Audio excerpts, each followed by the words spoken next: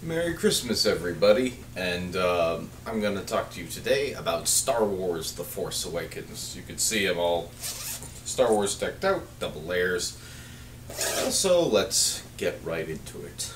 This movie is exactly what you think it is. It's exactly what you expect it to be.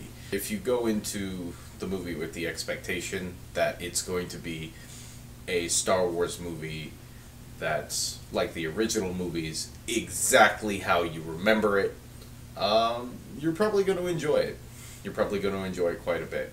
I went in with the expectation I was just happy to see some Star Wars again, and I knew it wasn't going to be as good as the originals, and just wanted to have some fun in this universe again. That's what I went in with, and for the most part, I enjoyed myself. The beginning is really engaging.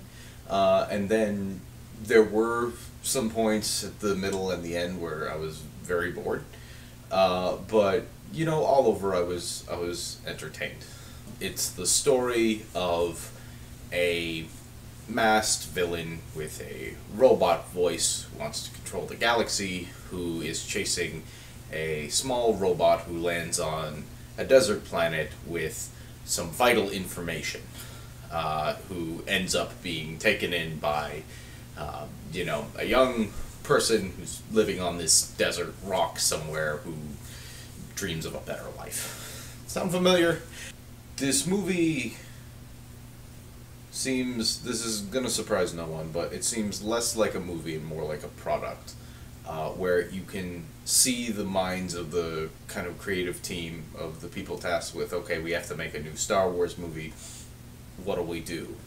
And this movie seems like a reaction to everything the prequels were, which is in many cases a good thing, but also in many cases it's a bad thing. The prequels look really clean, almost too clean. Everything is very, very nicely rendered, I've heard some people describe it as sterile, while the original movies are gritty and grimy, and you look at the droids, you look at the robots, they've got dirt all over them, and there's sand everywhere, and it's grimy, it's dirty, it's muddy, it's you're not flying in these elegant spaceships, you're flying in like these big chunky floating freighters, and even the Millennium Falcon is described as being a piece of junk, and that's one of the main characters in this movie is a scavenger, a scrap junk scavenger, basically, and he's not the only one.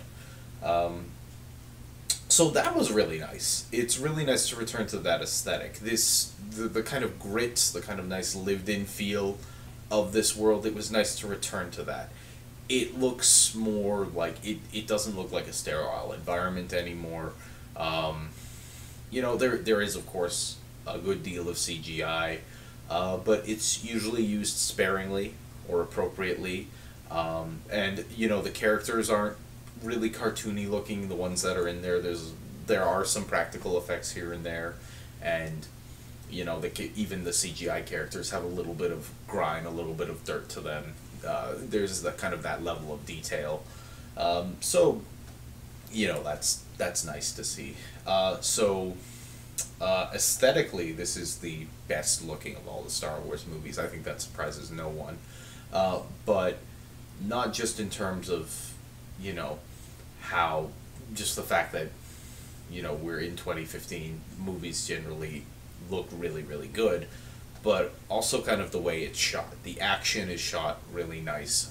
There's a nice return to form with the saber fights, where a lot of people didn't like how kind of, again, sterile, choreographed the fights looked.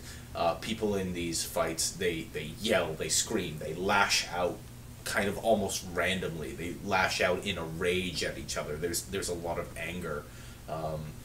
The main bad guy in this, Kylo Ren, there's a lot of anger with him. When something goes wrong, he'll just start slashing stuff with his saber. It becomes kind of a joke point, but I mean, he's not this focused individual. He embraces the rage that a Sith character would have, and that's really nice to see.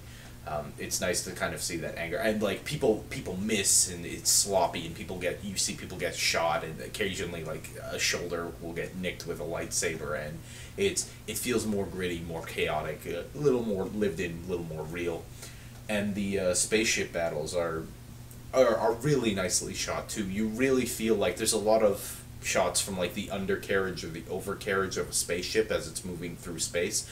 You really feel like you're moving with these big ships as they're moving, as they're dogfighting. There's a real weight to them. Everyone's seen the trailer shot where the TIE fighters are coming across the water, and you can see the water reacting, and that's what this movie is. Things happen, but the environment reacts to it. The environment reflects it, which is something that the prequels didn't have. You can see everything that's going on. You get the weight of these ships. You're really flying with them, but you also, everything is pretty clear. Like, there's a little bit of chaos, so obviously there's lasers going on all over the place, but pretty much you can tell where the action is. Major props to the just visual team, the art direction, the storyboards, the cinematography, the direction. Is very solid. This is a solid piece of filmmaking from an aesthetic standpoint. From a story standpoint, this movie is A New Hope with a few twists here and there. It's a new hope. It's a new hope. You try this new thing. The new thing is the good guys are in power and the bad guys are kind of trying to take over and fighting their way from the bottom, so there's a bit of a reversal there. And you do some weird stuff with a trade federation. You talk a little bit of space politics, maybe try to get into a little Star Wars territory, Star Trek territory, where they're talking more politics and diplomacy, so you try going from that angle. Everything's clean and shiny as opposed to being dirty, because everything's ordered. The Jedi are in power, and you have you follow a kid around, a really young kid, and you have a pod race as your kind of action set piece, and then you have a giant battle with the largest number of CGI characters ever on screen at that point, as your main ending battle, and you just, because you were restricted by the medium the first time around, and there were physical puppet restrictions and budget restrictions, now you have a computer, you can do whatever you want, so you just go crazy with the CGI. And that's the Phantom Menace, and that set the tone for what the prequels were going to be. This movie is very much a throwback to the films of the 70s and 80s, the original trilogy. To the extent where it is verbatim. There are the opening, the kind of opening synopsis I did there. That's the movie. I'm not really embellishing anything like that. That's the movie. That's how the movie begins. It's literally a little robot with secret plans going down to a desert planet, being chased by a guy with a robotic voice and a mask. We've seen this before. We've seen this movie before.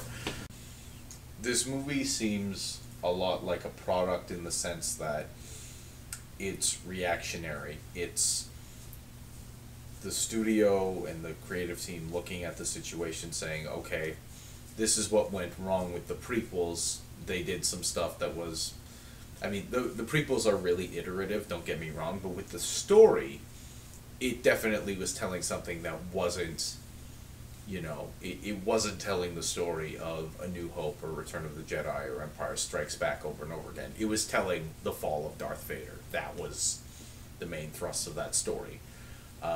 But this movie, it's like they were afraid to take any risks, so they brought back all the characters you love. The new stuff they do put in there, the new planets. There's 3 types of planets in this movie. Want to guess what they are? Forest, desert, snow.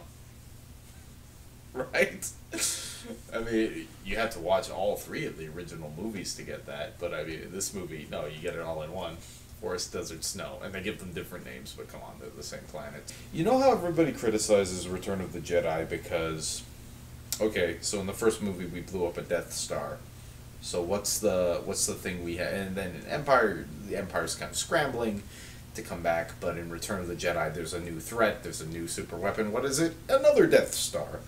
And it's like, oh, okay, like that movie gets some flack, maybe deservedly for that. But this movie takes it to a whole new level, where it's like there is literally a shot where they're like, this is the original Death Star, but this is the new Death Star, and it's so much bigger, and they call it something else, they call it Planetary Annihilator or whatever, but it's, it's another Death Star. It does the same thing a Death Star would do. It has the same weakness, it has the same attack, but it destroys multiple planets, not just one. Yeah, it's the same stuff. It's the same stuff, all over again. There's the bad guy's main motivation in this is he wants to be Darth Vader. That's it. That's literally it. He just wants to be Darth Vader. And his biggest fear is that he'll never be as badass as Darth Vader is. And it's justified because he never will. Darth Vader is Darth Vader. There's a cantina scene. There's a scene where, a bunch of Jedi are standing around not Jedi, the Resistance, instead of the Rebellion this time around, is standing around a big table, and they're like looking at these star charts and plotting this attack, and, there's a scene where they have to rescue a girl who's been held captive in the Death Star, so that happens. It's not smart, it's a really stupid script. It's a really, really stupid script. I think we forget about film sometimes that it's an experiment, right? You never know what's going to work. And the Star Trek movies were safe. They were very, very safe movies. Star Trek Into Darkness was The Wrath of Khan. It was The Wrath of Khan with a stupid twist that doesn't make any sense. It was a very, very safe movie, and I think generally people like that movie, except for maybe Star Trek fans. I don't think I met any Star Trek fans who like that movie. But very safe, very inoffensive, and this is what this is. It's a very inoffensive Star Wars. They maybe did a few plot things that will make some people pretty angry, but apart from that, this is safe Star Wars. And you know what? I went in with the mentality of I just wanted to enjoy a Star Wars movie. It wasn't going to be as good as the originals, but I wanted to enjoy it for whatever it was. And I do enjoy this on an aesthetic level. I do enjoy this for a few of the creature designs. I do enjoy this for how well aesthetically it looks, how good the spaceship choreography is done, how good stuff looks in 2015, how grimy it looks this time around. I had fun seeing my old friends Han and Chewie and Leia and the whole gang back. I had fun seeing them all again. It was fun to hang out with this cast of characters. A few of the new characters were fun to hang out with. The plot doesn't have anything on any of the old... well, I mean, it is the plot of A New Hope, but I mean, still, A New Hope is a much, much better plot, much, much better story. It's hard to be fair, I guess, when you're so close to the material. But I mean, if I'm talking from a basic story standpoint, this is nothing we haven't seen before. And the problem with the prequels is, even though they did retread a lot of ground with some of the kind of different plot ideas, chasing people through an asteroid field, or, growing up on a desert planet, and, stuff like that. Even though none of that was new, when they did try to do new stuff, they took risks. It's always a risk when you try something new, and a lot of times it didn't work. Star Wars space politics are boring. Nobody really liked Jar Jar, even though he was an original creation. He was an experiment. He was something new and something different. Just having one of the movies basically revolve around this love plot and this kind of mystery story. That was something new in Star Wars for Attack of the Clones, and, people have issues with that. I see them going to extremes. I see them, getting afraid of the experiment, getting afraid of the new things they're trying so much that they go back to the old and the familiar and the safe, and it's kind of reasonable to some extent, but to another extent you're not experimenting, and it makes me wonder what's better. It's almost easy to give a consensus for this movie. If you go in with the mindset that you want to like it, you want to try to like it, you're going to like it. If you're going in with the mindset of you're just a Star Wars fan and you're just happy to have Star Wars there and you're just happy to be back in this world, whatever this world might be, and you want to look at some of these pretty shots and some of this the nice way this movie is constructed from an aesthetic standpoint, taking a few nice creature designs, have some fun ship battles that look better than they ever had before, have some lightsaber battles with some real rage in there, just really relishing those little things, cheer every time a new or an old familiar character comes on the screen like you're meeting an old friend again. And yeah, you're going to like this movie. I don't think this movie is going to become a new Hope for you, or Empire Strikes Back for you, or Return of the Jedi for you. It's just not. It's not a special movie in the sense that those original Star Wars movies are special, and how they were so original for their time, and still are today. I rewatched all those original movies before seeing this one, and even a day or two later, somebody else put on A New Hope and was watching A New Hope, and I was kind of in the room, and I was just listening to it and laughing along and smiling, even though I had just seen it a couple days before. They hold up. Those movies hold up. They are timeless. They just lightning in a bottle, every single one. You may think some are weaker than the others. You may have your favorites among them, and they're by no means perfect movies, but they are something special. They are some special movies. I can see why people like them so much. You love the characters and the story and the pacing and the times when it's being weird or different, or it just has these really cool ideas. The way it always throws you into the middle of the story and you have to kind of pick up the pieces, and just, I don't know, they're just great. There's nothing like them. There's nothing like those movies. And you know what, for some people, taking something that they love and that they remember and giving them exactly that, pretty much verbatim over again, but with maybe a little 2015 filmmaking techniques, that's going to be enough for some people, and I can understand that. I think a lot of people are going to be happy just that there is new Star Wars. This is a very okay movie. It's very okay.